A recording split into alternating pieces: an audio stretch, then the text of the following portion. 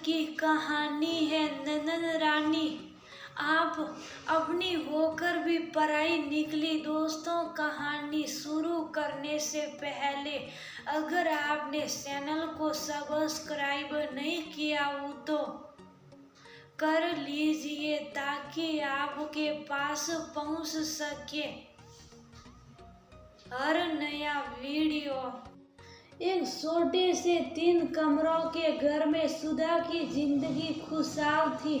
पति, बच्चे, सास, ससुर सभी मिलजुल कर रहते, मगर घर की बेटी माया उन्हें इस हालत में देखकर बिल्कुल खुश ना थी। बड़े घर में ब्याही माया और उसका पति राहुल जब भी आते 2 बातें सुनाकर जाते, जबकि वह जानते थे भाई रत्नेश की आमदनी उतनी ज्यादा नहीं थी कि वह एक बड़ा घर खरीद पाए।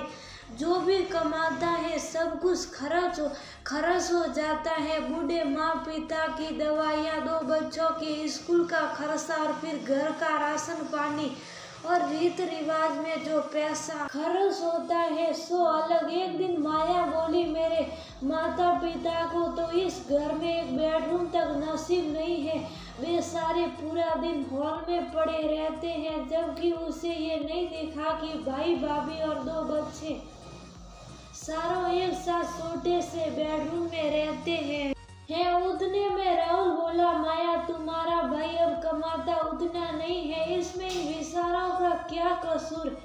अब हमें ही देखो, हमने कितना बड़ा फ्लैट लिया है। तुम कहो तो आगे चलकर हम तुम्हारे माता पिता को अपने साथ रखेंगे। माया के बोलने से पहले माया के माँ बाबूजी बोले, बेटा हम यही ठीक है। सुधा रसोई में उनके लिए खाना बना रही थी। उसकी आंखों से आंसू बह निकले। वह सोचने लगी, क्या किसी की आर्थिक तंगी का इस तरह मजाक बनाना सही है। दोनों जब भी आते हैं अपना स्टेटस हाई बताकर जाते हैं और हम लोगों को नीचे गिरा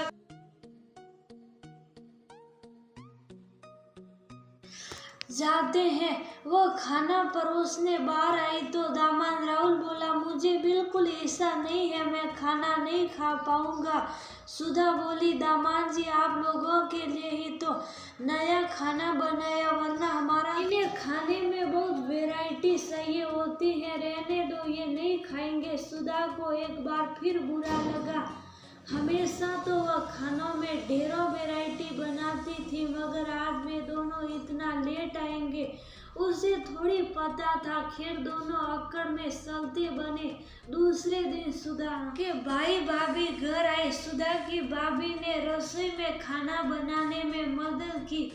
भाई निरंजन बोला, सुधा दीदी बुरा ना मानो तो एक बात कहूँ। सुधा बोली, हाँ भाई बोलो। निरंजन बोला, तुम तो जानते हो मैं बिल्डिंग लाइन में हूँ और मैं जानता हूँ तुम्हें अभी तो इस घर में कोई तकलीफ नहीं है, मगर जैसे जैसे बच्चे बड़े होंगे तुम्हें ये घर छोटा पड़ने लगेगा। तुम और रत्नेश जी हाँ कहो तो मैं एक बड़ा फ्लैट तुम दोनों के लिए बुकिंग में बुक करवा देता हूँ। उसका धीरे धीरे महीनों का पैसा तुम लोगों को भरना होगा और 5 सालों बाद तुम्हें वह फ्लैट हाथ में मिल जाएगा। सुधा को तरकीब अच्छी लगी।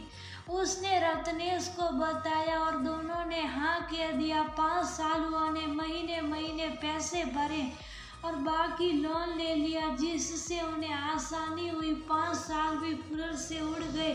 आज वे लोग बड़े घर रहने आ गए हैं। सच कैसा भी वक्त हो अपनों के साथ और सहारे से गुजर जाता है। माया और राहुल को जब पता चला कि ये सब निरंजन की मदद से हो पाया तो वे बोले, हमें कहा होता तो क्या हम पराए थे। सुधा बोली, नहीं दीदी आप तो अपने ही थे, मगर परायापन दिखाने में आपने कोई कसर नहीं छोड़ी थी। माया और राहुल एक दूसरे का मुंह ताकने लगे। दोस्तों, किसी ने सच ही कहा है, बुरे वक्त में जो साथ दे वही सच्चा साथी होता है, बाकी सब मतलब के रिश्ते होते हैं।